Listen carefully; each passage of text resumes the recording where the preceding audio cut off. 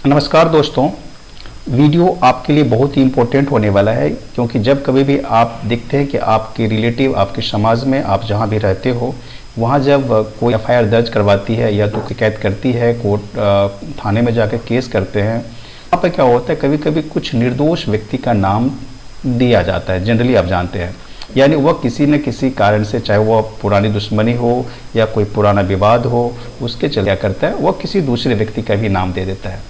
उसी नाम में कुछ ऐसे नाम होते हैं जो व्यक्ति कभी न कभी न उस गांव में रहता हो या तो शहर में रहता हो या तो उस समय वह किसी दूसरे जगह में काम करता रहता है, फिर भी उसका नाम डाल देता है। फिर भी आप परेशानी में आ जाते हैं कि उसका नाम कैसे कटवाऊँ, क्या उसका नाम से यह कंटिन्यू केस चलेगा, क्या उसे भी बेल करवाना पड़ेगा। इसके लिए मैं इस वीडियो में बहुत ही इंपॉर्टेंट बातें मैं बताना चाहता हूं जो कि आप अगला प्रोसेस कर सकते हैं। आप सुपरिंटेंडेंट ऑफ पुलिस को आवेदन कर सकते हैं और उस आवेदन को क्या बोलते हैं, किस तरह से आप फॉर्मेट बनाएंगे, क्या आप किसी दूसरे का सहारा लेंगे या खुद भी आप कर सकते हैं। तो वीडियो पूरा बने रहिए और चैनल पर नए हैं तो बिल्कुल सब्सक्राइब कर लीजिए। जैसे कि मैंने आपको बताया कि किसी भी प्रथम सूचना रिपोर्ट यानी एफआईआर फर्स्ट इन्वेस्टिगेशन रिपोर्ट में निर्दोष व्यक्तियों का नाम हटवाने के लिए पुलिस अधीक्षक एसपी को आवेदन देना एक महत्वपूर्ण कानूनी कदम है। इसे निर्दोषता का अभ्यावेदन यानी रिप्रेजेंटेशन ऑफ इनोसेंस कहा जाता है। यानी आपके पास वो अधिकार है कि आपका नाम यदि किसी भी केस में आपके अगल बगल वाले या किसी व्यक्ति ने नाम डाल दिया, आप उस घटना स्थल पर थे भी नहीं और उस घटना में आप शामिल भी नहीं थे, तो आप किस तरह से अपना नाम कटवाएंगे, राइट। तो यहाँ पर फॉर्मेट दिया गया है, स्क्रीन पर आपका है। स्क्रीन पर इसीलिए देता हूँ ताकि आप उसे अच्छे से स्क्रीनशॉट ले सके और समझ सके। यहाँ पर मैंने दिया एसपी को आवेदन का प्रारूप, यानी ये तो आपको राइट है, यह आपको कंटिन्यू क्या करना है, बस आपको नीचे देखना है, इसे आप कुछ करेंगे नहीं, ठीक। इसके बाद जैसे ही आपने देख लिया कि यह आपको यहाँ पर मैंने दिया, तो आप फिर क्या करेंगे, सेवा में लिखेंगे। सेवा में लिखने के बाद देंगे श्रीमान पुलिस अधीक्षक महोदय। उसके बाद जिस जिला में आपका एसपी रहते हैं या आप हैं, दोनों बराबर हुआ, तो इस जिला का नाम देंगे। कंटिन्यू करेंगे जिला का नाम, और जिला का नाम जैसे ही आप देते हैं तो जिला का नाम देने के बाद आप अपने राज्य का नाम दे दीजिए। तो आपने हो गया कि श्रीमान पुलिस अधीक्षक महोदय, जिला का नाम, फिर अपना स्टेट का नाम। विषय दीजिए, एफआईआर संख्या दीजिए कि थाना कांड संख्या जो भी है, मान लीजिए कि 5 है और वर्ष है 2026, तो दीजिए ऑब्लिक करके उसमें लिखिए निर्दोष व्यक्तियों का नाम हटाने हेतु प्रार्थना पत्र। या तो आप विषय दे सकते हैं, विषय देने के बाद लिख सकते हैं कि निर्दोष व्यक्तियों का नाम हटाने हेतु प्रार्थना पत्र, और संदर्भ में करके दे सकते हैं उसी के नीचे कि एफआईआर संख्या इतना, थाना कांड संख्या इतना, ऐसे करके दे सकते हैं, राइट। अब आगे लिखिए महोदय, सविनय निवेदन है कि प्रार्थी निवासी रहने वाला है, यानी आप नाम दीजिए। या तो यदि आप माई का यूज करते हैं, यदि आप अभी बाहर हैं और अपना नाम यूज करना चाहते हैं तो यहाँ पर प्रार्थी की जगह पर आप माई भी लिख सकते हैं। अपना नाम दीजिए और अपना पूरा लिखिए, साकिन ग्राम पोस्ट रहने वाला, जो भी है जिला मधुबनी का रहने वाला हूँ, और प्रार्थी इस आवेदन के माध्यम से निम्नलिखित तथ्यों की ओर आपका ध्यान आकर्षित करना चाहता है। आप इसे थोड़ी सी अपनी भाषा भी कर सकते हैं कि यह आवेदन के माध्यम से जो भी बताना चाहते हैं आप कंटिन्यू बता सकते हैं।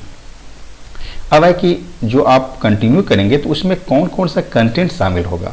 तो सबसे पहले बताइए कि थाना में जो थाना है आपका, आपके डिस्ट्रिक्ट का, उस थाने में इतने दिनांक को विपक्षी, उनका नाम दीजिए, द्वारा एक एफआईआर दर्ज की गई, जिसमें जिनका जिनका नाम दिया गया पूरा नाम दीजिए और उनका भी नाम दीजिए जो निर्दोष उसमें है। यदि एक है तो एक का नाम होगा, एक से ज़्यादा है तो उनका भी नाम दीजिए कि उनको भी आरोपी बना गया।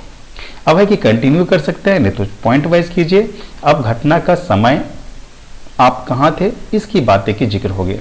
जिस समय की यह घटना बताई जा रही है, प्रार्थी यानी आप या और कोई भी है, उक्त व्यक्ति उस स्थान पर मौजूद नहीं थे। अब आप मौजूद नहीं थे तो आपको बताना पड़ेगा कि जिस समय घटना घटित हुआ तो उस समय आप थे कहाँ पर। तो आप बताइए कि मैं दिल्ली में काम कर रहा था या मुंबई में काम कर रहा था, या तो आप अपने ही एरिया का जो मार्केट है जो कि 20-25 किलोमीटर या कहीं पास में है, वहाँ आप काम कर रहे थे, वहाँ आप ड्यूटी में है, राइट। ये भी आपने जान लिया। अब ये भी आप बताएं कि आखिर वह व्यक्ति आपका नाम क्यों घसीटना चाहता है, उसमें कौन सी विवाद है जिसके कारण वह आपका नाम दे रहा है। आपको बताना है कि मुझे या तो प्रार्थी का नाम जो है विपक्षी के साथ पुराना जमीनी विवाद चल रहा है या रंजिश है, कारण बता देंगे जिसके कारण द्वेषवश हमारा नाम इस मामले में घसीटा गया है। ये भी हो गया। अब आप जानते हैं कि जब कभी भी आप एसपी को लेटर देंगे तो अपने पास हो तो आप के पास जो डॉक्यूमेंट है, जो एविडेंस है, वो आपको पूरा जो पुख्ता सबूत है वो आपको रखना पड़ेगा। तो आप साक्ष्य भी बताएंगे, ये पॉइंट नहीं लिखना है बल्कि आपको स्टेटमेंट लिखना है। अपनी बेगुनाही साबित करने के लिए आपके पास जो भी ठोस सबूत है वो बताएंगे कि मेरे पास ये ठोस सबूत है, जैसे कि आप जहाँ काम कर रहे थे वहाँ सीसीटीवी कैमरा लगा हुआ है, मोबाइल लोकेशन है, जो मोबाइल आपके पास है। आप जब वहाँ काम करते हैं तो आप अटेंडेंस लगाते होंगे, वहाँ उपस्थिति रजिस्टर होगा या तो बायोमेट्रिक होगा। वहाँ का कुछ स्टाफ भी हो सकता है जो गवाह बन सकता है या नहीं भी बन सकता है। अब जैसे ही यह खत्म होता है तो आप पैरा अगर आप चेंज कीजिए और फिर यहाँ लिखिए, अतः श्रीमान से निवेदन है कि उक्त मामले जो भी है उसका निष्पक्ष जांच करने के लिए अधिकारी को उससे कार्रवाई की जाए या अधिकारी को सौंपे। यदि ऐसा है कि उसमें ज़रूरत नहीं है कि ऑलरेडी वो आयु जो है इंस्पेक्शन के लिए अलॉट हो चुका है, तो फिर आप मत दीजिए। आप ये बताइए आगे कि जांच पूरी होने तक निर्दोष व्यक्तियों की गिरफ्तारी पर रोक लगाया जाए यदि गिरफ्तारी होने की संभावना लग रही है तो। यदि ऐसा है कि इसकी भी संभावना नहीं गिरफ्तारी की, तो आप यदि खुद नहीं कर रहे हैं, यदि आपके जो आदमी है यानी आपका फैमिली मेंबर है वो अरेस्ट हो चुका है तो वह तो जेल में होगा, तो आप फिर करेंगे तो आप अपना रिलेशन बताएंगे कि मैं सो एंड सो हूँ और मेरा जो भी है रिश्तेदार, जो भी आपका भाई बेटा घर में जो भी आपका जेल में है उनके बारे में देंगे। उनको अरेस्ट किया गया है, करने के बाद उसकी जांच करवाई जाए, क्योंकि आप क्या होगे तो आपका जो आदमी है वो जेल में है और आप बाहर में हैं, तो आप रिश्ता बताकर उनका नाम दे सकते हैं।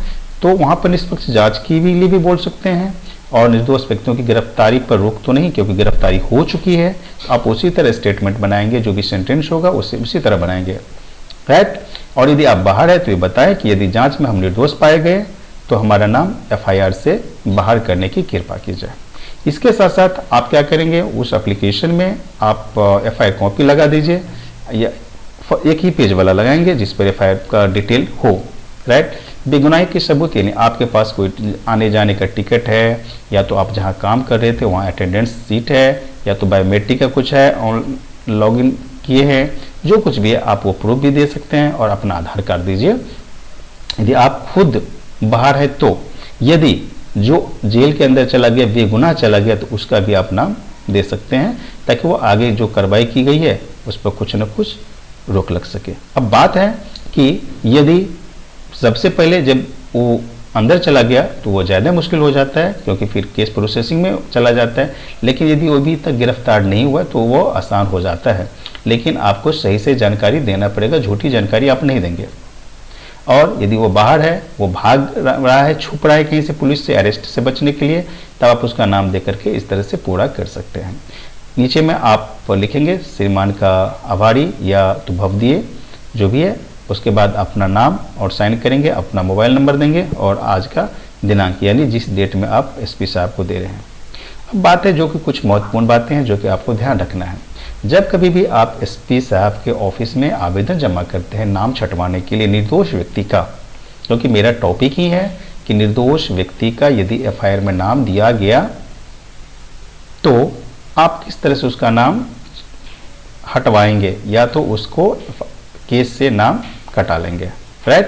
तो एसपी साहब को जब आप आवेदन देते हैं अपने जिला में तो उसका 2 कॉपी बनाएं, क्योंकि जब आप वहाँ जमा करेंगे तो एक को रिसीविंग ले लेना है, एक आप अपने पास रखना है। यह होगा कि आप बताएंगे कि मैंने एसपी साहब को यह आवेदन दिया था, जब भविष्य में कोर्ट में भी काम आएगा। जैसे मैंने 2 टॉपिक आपको बताया, यदि अरेस्ट हो गया तो वो पर्सन क्या होगा, अंदर चला गया होगा, तो जो घर वाले हैं वो उनका नाम काटने के लिए देंगे, ठीक है, कि वो निर्दोष है, तो वो अपना रिलेशन बना कर देंगे।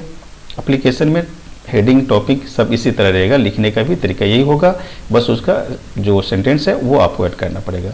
यदि आपका अरेस्टिंग नहीं हुआ है उसके बाद देते हैं तो आप खुद अपना नाम डाल के दे सकते हैं। अब है कि जो फैक्ट की जो तथ्य की जो स्पष्टता है वह पूरी क्लियर होना चाहिए। आवेदन में झूठी जानकारी न दें। आप ना बोले कि गांव में ही थे या घटना के समय में घटनास्थल पे ही थे, और आप बोले कि ऑफिस में थे। राइट। जो भी सबूत आपके पास है, जैसे गूगल मैप, टाइमलाइन है, बायोमेट्रिक अटेंडेंस है, या तो आप रजिस्टर पर साइन किए हुए हैं, या तो जहां पर आप काम कर रहे हैं वहां पर सीसीटीवी कैमरा का फुटेज है, कोई पिक है, कुछ आपने ट्रांजैक्शन किया है, तो वह दीजिए, ताकि यह पता चले कि जहां पर आप थे और घटना जिस समय हुआ उस समय आने में इतनी दूरी है कि वह घटना पहुंच भी नहीं सकता है। राइट। या तो आप लॉन्ग टाइम तक वहां पर है और कंटिन्यू आप दिखा रहे कि वहां पर ऑलरेडी हैं, तो भी आप घटना स्थल पर नहीं पहुंच सकते हैं।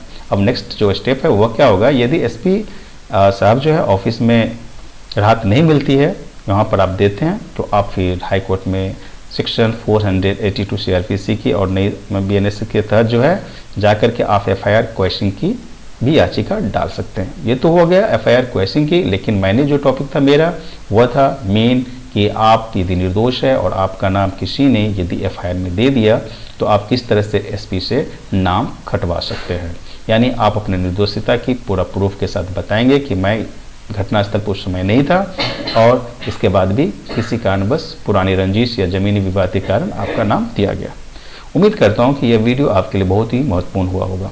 Thank you so much.